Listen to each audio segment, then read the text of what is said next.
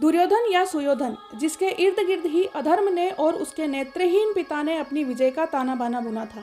जय संहिता के मुख्य पात्र दुर्योधन के अहंकार के कारण ही महाभारत युद्ध की कटु परिणति हुई। दुर्योधन अंत तक भी वासुदेव कृष्ण की धर्म स्थापना में आसक्ति को नहीं समझ पाया और अपने भाई बहनों का समूल नाश करवा बैठा। महाभारत में दुर्योधन की राजनीतिक अनीति ही महाभारत के विनाश का समग्र कारण बनी। दुर्योधन ने कलयुग में संसार और समाजों को अपना दुष्ट चरित्र दिया। पांडवों का छल बल से राज सिंहासन से दूर रखने के लिए उसने जो राजनीतिक परिस्थितियां बनाई वे ही दुर्योधन नीति कहलाई, जिसका सुस्पष्ट उदाहरण हम आज राजनीतिक दलों में देखते हैं। सत्ता के लिए छल दुर्योधन विद्या पर ही आधारित है। दुर्योधन अधर्मी, जिद्दी और मूर्ख था। वो गांधारी धृतराष्ट्र का पुत्र और कर्ण का मित्र था। वैसे तो महाभारत का मुख्य किरदार होने के कारण हम दुर्योधन के बारे में काफ़ी जानकारी रखते हैं, मगर फिर भी दुर्योधन के बारे में कुछ ऐसी रोचक बातें हैं जो आप नहीं जानते होंगे।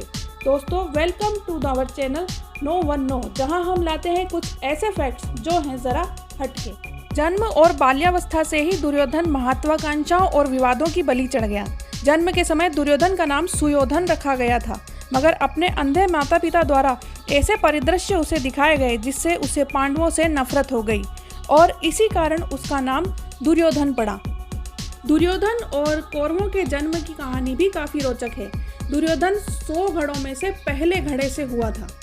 दरअसल अपने नेत्रहीन पति से रुष्ट गांधारी ने अपने पुत्र को युवराज बनाने के लिए माता कुंती से पहले बालक को जन्म देने की कोशिश की और अपने ही गर्भ पर प्रहार किए, मगर गांधारी की कई कोशिशों के बाद भी युधिष्ठिर का जन्म पहले हो गया।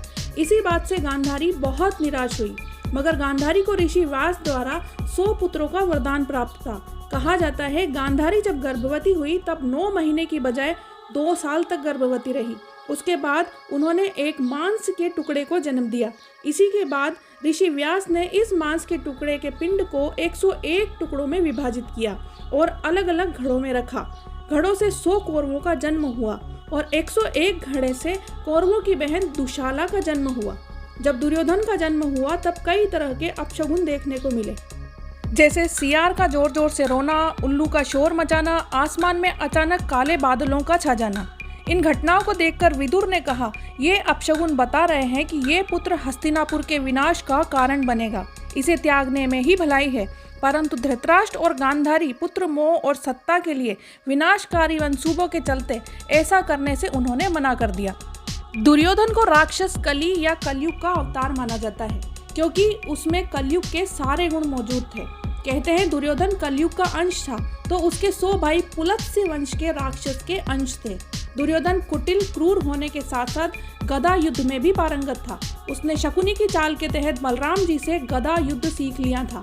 महाभारत काल में बलराम, जरासंध, भीम और दुर्योधन को ही सर्वश्रेष्ठ गदाधर माना जाता था।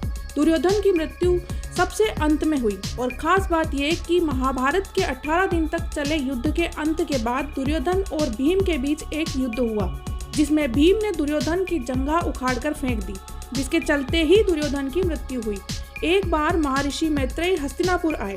विश्राम के बाद धृतराष्ट्र ने पूछा, भगवान, वन में 5 पांडव कुशलता पूर्वक तो है? महर्षि ने कहा कि वे कुशल है, मगर मैंने सुना है कि तुम्हारे पुत्रों ने पांडवों को जुए में धोखे से हरा कर वन में भेजा है।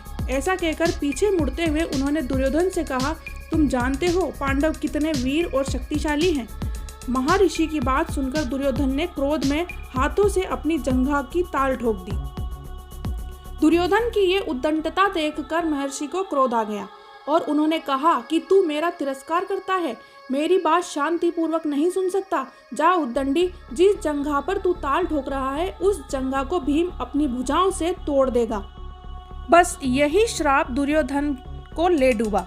रिश्ते में दुर्योधन अर्जुन का भाई था, वहीं वो कृष्ण का समधी भी था। कृष्ण के पुत्र साम ने दुर्योधन की पुत्री लक्ष्मणा से विवाह किया था। अर्जुन और कृष्ण भी आपस में भाई ही थे, क्योंकि अर्जुन श्री कृष्ण की बुआ कुंती का पुत्र था। दुर्योधन की पत्नी का नाम भानुमति था, जो मल्ल युद्ध में पारंगत थी और वो दुर्योधन के साथ अखाड़े में कुश्ती लड़ती थी। दुर्योधन ने भानुमति के साथ जबरन विवाह किया था।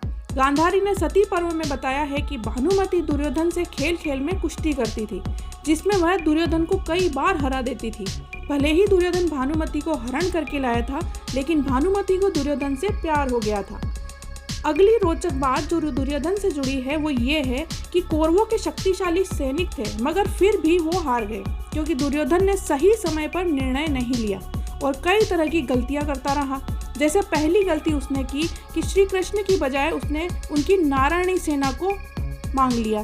दूसरी गलती, उसने भीष्म पितामह और द्रोणाचार्य की बातों पर ध्यान नहीं दिया। भीष्म ने उसे 5 सोने के तीर दिए थे और कहा था कि कल सुबह मैं इन 5 पांडवों का वध कर दूंगा। दुर्योधन ने उन तीरों को अपने पास रख लिया और अर्जुन के वरदान मांगने पर उसे दे दिया। चौथी गलती, उसने कर्ण से कहा कि घटोत्कच को मार दो और कर्ण ने अपना अचूक अमोघ अस्त्र घटोत्कच पर चला दिया, अपनी शक्ति खो दी। पांचवी गलती की, जयद्रथ को उचित सुरक्षा नहीं दे पाया। और छठी गलती की कि उसने उचित समय पर अश्वत्थामा को सेनापति नहीं बनाया, वरना युद्ध का परिणाम बदल सकता था।